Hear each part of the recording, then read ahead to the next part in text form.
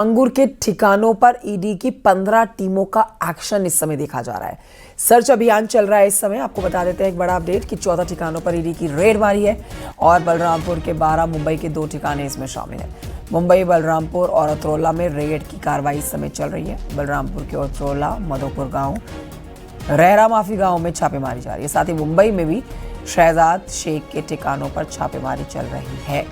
2 करोड़ रुपए शहजाद शेख के खाते में आए हैं। ईडी की टीम छापेमारी जो कर रही है उसमें 15 टीमों का गठन किया गया है, जो कि पूरे उत्तर प्रदेश और महाराष्ट्र के मुंबई के कुछ इलाकों के ऊपर रेकी की कार्रवाई को अंजाम दे रही है।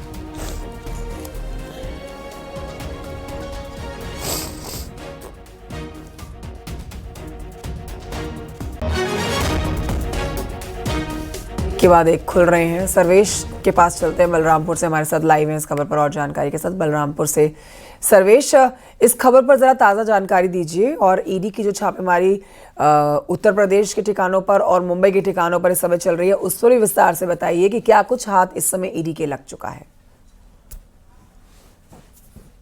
देखिए, लगातार ईडी की छापेमारी रात से ही जारी है और बता दें कि यहाँ उतरौला, जहाँ के छांगुर बाबा जहाँ से काले साम्राज्य का संचालन करता था, उतरौला में ईडी की लगभग 20 टीमें हैं। 12 स्थानों पर छापेमारी हो रही है और पूरे देश में 14 स्थानों पर छापेमारी, जहाँ 2 मुंबई में छापेमारी हो रही है। उतरौला की अभी बात करें तो यहाँ पर आप देख सकते हैं कि जिस तरह की छापेमारी हो रही है और बीएसएफ के जवान यहाँ पर खड़े हैं। अंदर ईडीपी की टीम है। असीपिया हसनी हुसैनी कलेक्शन, ये एक छांगुर का प्रतिष्ठान है, इसके अंदर छापेमारी चल रही है। छांगुर का ऐसा प्रतिष्ठान है जो बताया जाता है कि करोड़ों रुपए की लागत से ये प्रतिष्ठान बनाया गया है और उतरौला कस्बे के अंदर कई अभी ऐसे प्रतिष्ठान हैं जहां पर छापेमारी चल रही है।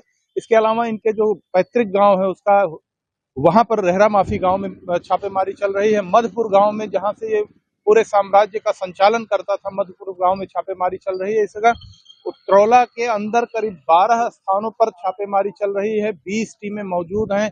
साक्ष्य इकट्ठा किए जा रहे हैं, दस्तावेजों को खंगाला जा रहा है। इस तरह से जो इसका पूरा साम्राज्य है छांगुर का, छांगुर ने अभी जब रिमांड पर छांगुर ने क्या कुछ बताया उसको लेकर के ईडी ने जो खंगाला, अभी तक की जो ट्रांजैक्शन होते थे, जो विदेशों से फंडिंग होती थी, जो हवाला के जरिए पैसा आता था, वो पैसा कहाँ से आया, कहाँ गया, किसको गया, वो सब सारे साक्ष्य इकट्ठा करने के बाद ईडी छापेमारी कर रही है।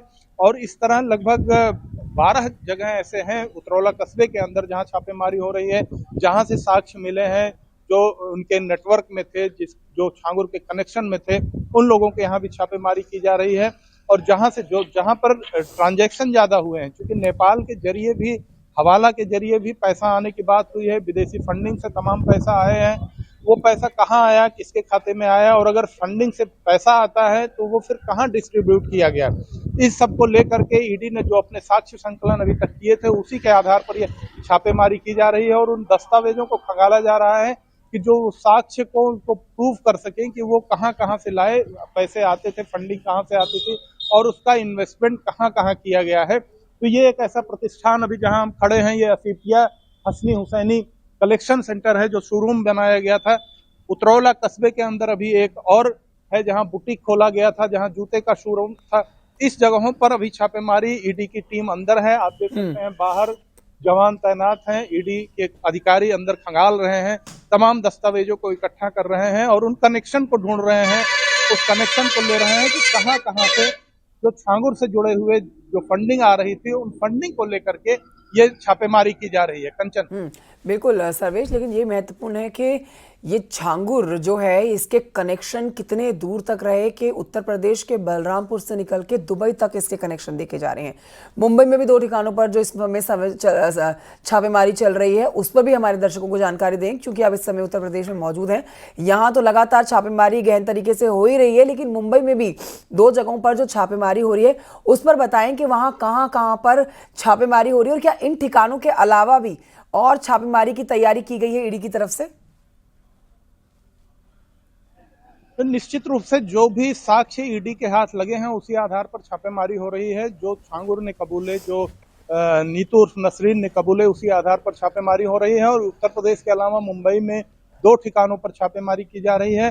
और वो छापेमारी इसलिए की जा रही है कि ये माना जा रहा है कि विदेश से जो फंडिंग आई, जिसके अकाउंट में पैसे आए, अगर 1 करोड़ पैसे आए तो वो कहाँ कहाँ किसको किसको ट्रांसफर किए गए, किसके किसके खाते में इन्वेस्ट किए गए और वो पैसे कहाँ इन्वेस्ट किए गए। चूंकि साक्ष्य बहुत सारे मिल चुके हैं, तमाम यहीं से जो जहां उतरौला साम्राज्य इसका चलता था उसकी कोठी से बहुत सारे साक्ष्य मिले थे। और वो इसका नेटवर्क केवल उत्तर प्रदेश नहीं, केवल उतरौला नहीं, इसका नेटवर्क आप समझ सकते हैं कि पूरे भारत में और बाहर के देशों में भी था, नेपाल में था। तो इन नेटवर्कों को खंगालने के बाद जो साक्ष्य मिले हैं, जो दस्तावेज मिले हैं, उनके आधार पर ये छापेमारी की जा रही है। तमाम अकाउंट्स ऐसे मिले हैं जिनके अकाउंट्स में पैसे आते थे और वो पैसे फिर कहाँ किसके अकाउंट में भेजे जाते थे, लब जिहाद, धर्मांतरण में उनका किस तरह से उपयोग होता था।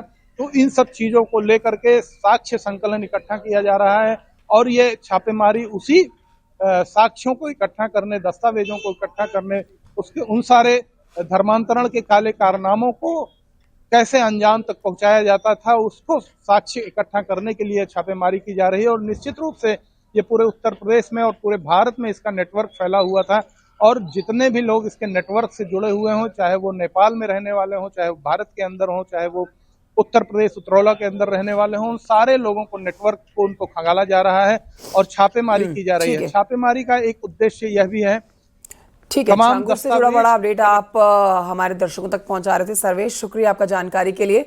एक और बड़ा अपडेट यहाँ अपने दर्शकों को देते हैं कि जलालुद्दीन उर्फ छांगुर से जुड़ा हुआ ये बड़ा अपडेट कि छांगुर और नीतू उर्फ नसरीन का नार्को टेस्ट कराएगी एटीएस। सोर्सेज के हवाले से जानकारी मिल रही है, एटीएस ने अब तैयारी कर ली है नार्को टेस्ट करवाने की।